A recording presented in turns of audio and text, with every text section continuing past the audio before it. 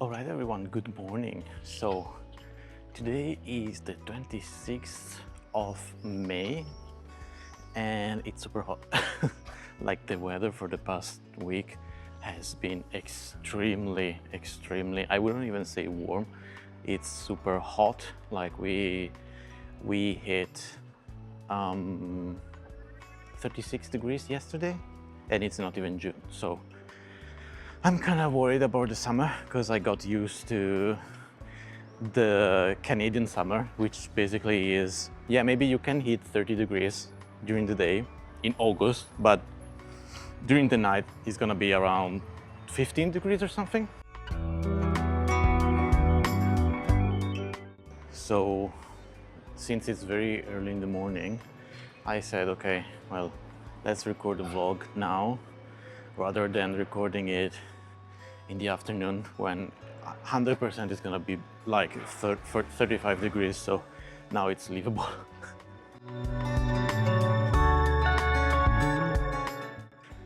And this morning will be extremely slow. I don't have anything planned.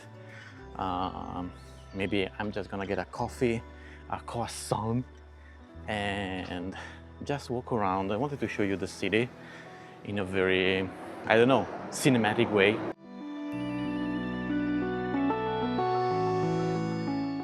Last time I showed you outside, like the city, but it was outside the city center basically, because I was just walking like basically super close to the lake.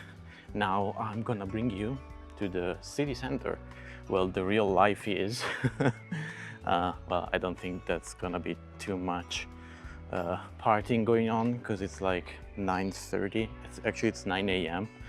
on a Tuesday, so people are working and I'm the only one who's not because I'm unemployed. So let's do this.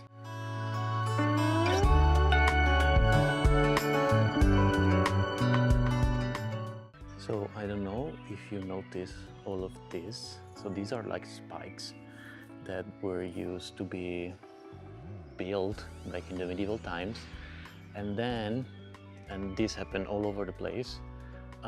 During 1700 and 1800 they basically decided to add a floor and close them off and build a roof on top of it.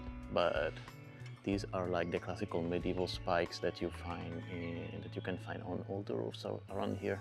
Here it's even more noticeable. As you can see, they were all covered up, and then some of them were painted. Like you can see like old paintings, old murals there. But you have to think that back in 1300 the roof was like open and they used this type of spike to take cover in case of assaults. So, and then like it became more an architectonical feature, let's say.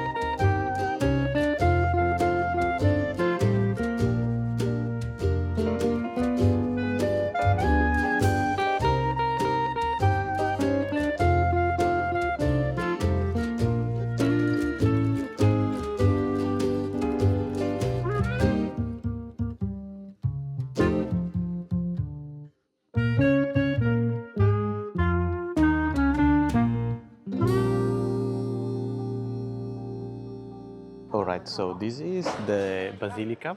Basilica means usually it's like the biggest church in the city, like San Pietro in Rome, for example. It's called Basilica, and this was built in several stages, as all the churches back in the days, and it's huge. Like the dome, you cannot see it from this angle, but the dome, I think, is one of the tallest dome in Italy. I don't know, it's like such a random thing to have in such a small town. But as already mentioned, Mantova was ruled back in the days by one of the wealthiest family in Italy, the Gonzaga. And they as all other like wealthy family back in the days, they were building a lot of churches all around the place. And this was one of their biggest creation. It was so the church was designed by different architects from the time, and one of them was Leon Battista Alberti, which also designed the plaza in front of San Pietro in Rome. I think. I'm not sure. I may be saying something wrong here. And the facade, the facade here was designed by Mantegna, which is very famous in Italy, and you can see one of his paintings in the Louvre, and I think I will maybe add it here. And it's pretty famous, and I have to say that it's big. I'm gonna take you inside.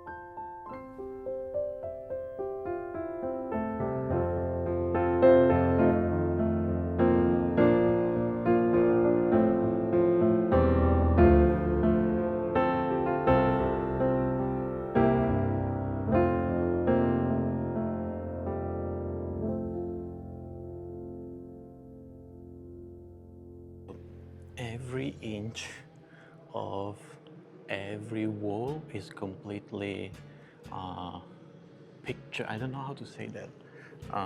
It's painted with these amazing paintings, and like there's no inch left without any paintings. So, and it's huge. As you can see, this is the biggest church in this city. And the dome, as you can see there, is like, I don't know, I don't even know how tall it is. I think it's super tall. But if you want to see something wonderful, you should come to this church. It's called Basilica of Sant'Andrea, and is in the center of Mantua. So nice. To show you the I showed you the front, right? I wanted to show you the back, but unfortunately they are doing a lot of renovations, as you can see, because this part was left as unfinished by the previous architect, simply because he died before completing it. So this is like raw bricks. There are no stucco, there's nothing. It's just raw bricks, and it has been left untouched for centuries. And I think now they are just retouching it. They are not going to change anything. But the peculiarity of this church is that, as you can see here, there's a well, and there are columns with arches, right? So this was the inside, the main square, I don't know how to call it, of a convent that used to be there, because that bell tower, as you can see, the architecture is completely different from the rest of the church, because that bell tower was already there when the church was built in the first place, right? Let me show it to you. So there's the bell, right? And you have to understand that there, like those columns with arches would continue here. You see the original line on the floor, and these used to be all enclosed. And then on the side they decided, so they bought the monastery. It was a monastery, sorry, not a convent, and they decided to demolish it and build the basilica, but they decided to leave the original bell tower there.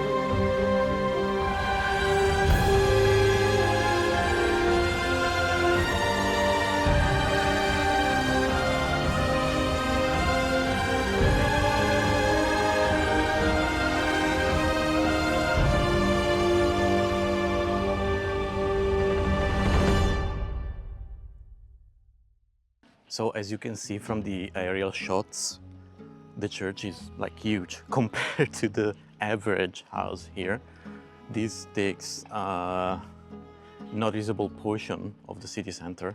So yeah, now I'm just gonna walk a little bit around, because I haven't been around these places in ages, unfortunately, so I don't even know what's around and what's not here anymore.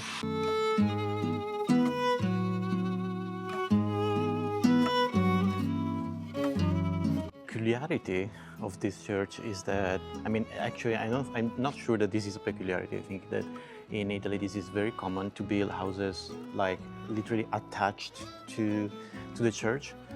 Since the church is so big and there was a lot of unused space all around it, they started building houses around it. Let me show it to you. So as you can see here, these are all houses, right? And this is the church. Like, this is the back of the church. As you can see here, this is the very end of the church, and they built houses literally attached to to the church. It's crazy. And this is very common in Italy, because back in the days they used to build wherever they could. So.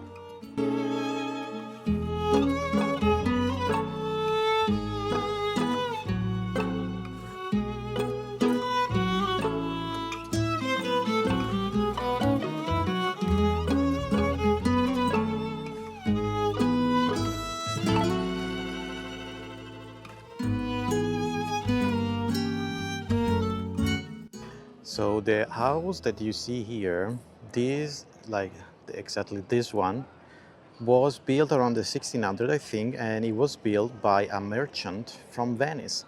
I'm gonna zoom on some of the details, but it's literally called the House of the Merchant, just because the details resembles the details that you can find in every house in Venice. Let me show it to you. So as you can see, all the windows are ornated by this amazing, this is not stucco, this is terracotta, which is basically the same material that you use to cover the floor with, right? And as you can see, all of the windows are surrounded, I don't know, cornered? I have no idea how to say that, but I think you understand what I mean.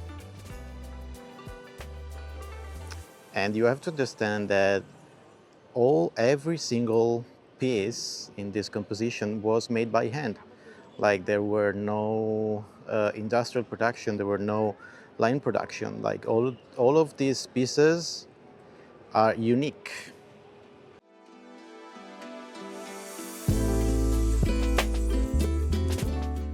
And as you can see, all those spikes, like the same one that I mentioned earlier, those are from the medieval time. Look at that. That building over there is the old city hall. Like they used to have to have like town meetings, town halls, you can say that, back in the days in there. And there also here, like you can see how they basically enclose the spike in new floor, and they build the roof. This was done, I think, back in the 1700 by the Austrians, because Mantova used to be under the Austrian Empire for, I think, 200 years. So when the Austrian came back in, I think it was around 1750, I'm not sure, they decided, well, we don't want flat roof, because the issue with having a flat roof is that, so the roof was walkable, right? Like you can walk on it. The thing that it leads to a lot of water infiltrations, right? Because the roof is flat. So the water, unless you design a very well, unless you design a system that discharges the water somewhere, but even so, the water would basically seep through the roof, and that was a huge problem. So when the Austrian came, they decided to enclose, to create a new floor and build an inclined roof, which was the technical revolution of the time, right?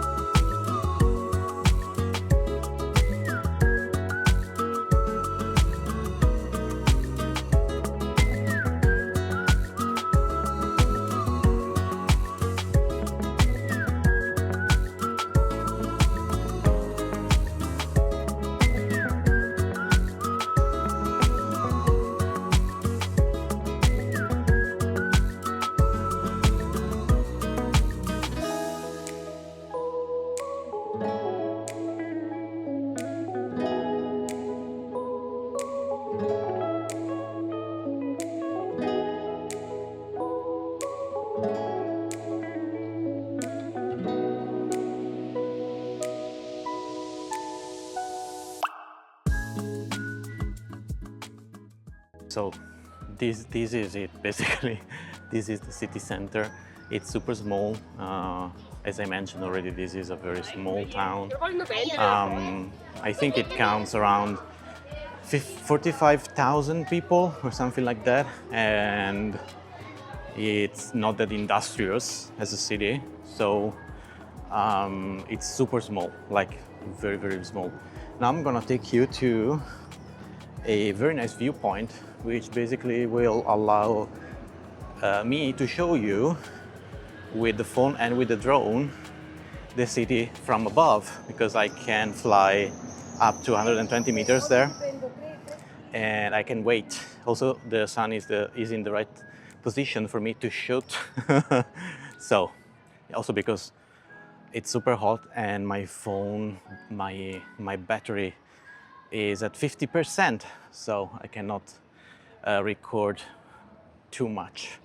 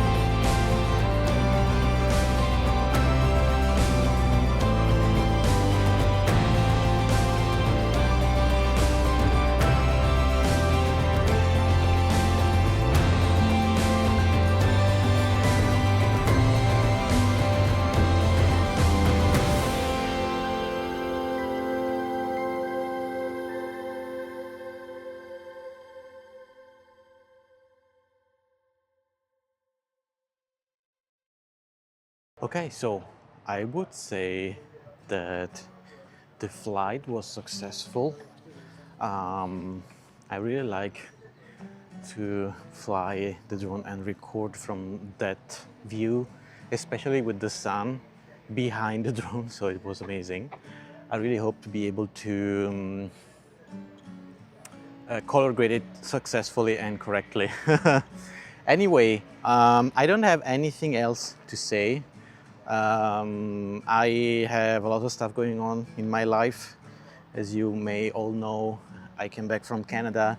I'm looking for jobs in Switzerland. This is basically what I did for the past week. But this vlog, I think it's meant more as a, I don't know, slow morning, kinda just show you around. I don't want to bore you with my life. We have a lot of time to do that in the next vlog. So now I'm just going home, just walking home on this beautiful, this is like a shared bike lane with bike path with people, so you can walk and bike here, and it's beautiful because it's like so close to the lake. Let me show it to you.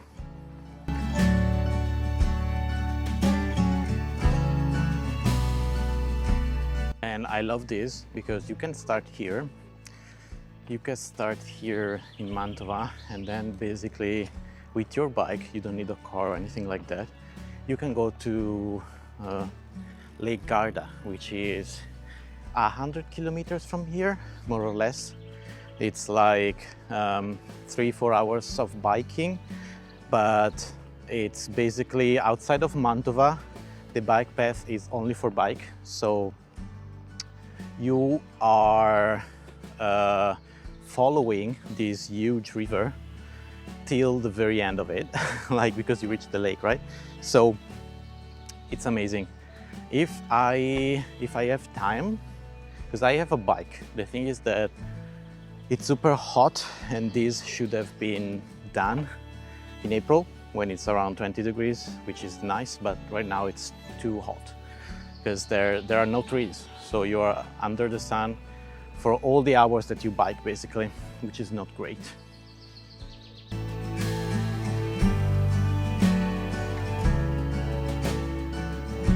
All right, everyone, so I'm home basically, and I think I'm gonna close the vlog here. This coming weekend, I'll be in Switzerland, so if I have the chance to record, I will. Unfortunately, they forecasted rain, like for all the weekend. It's not the ideal weather to record, but who knows? All right, so thanks for watching till this very end, and we're gonna see each other soon. Bye bye.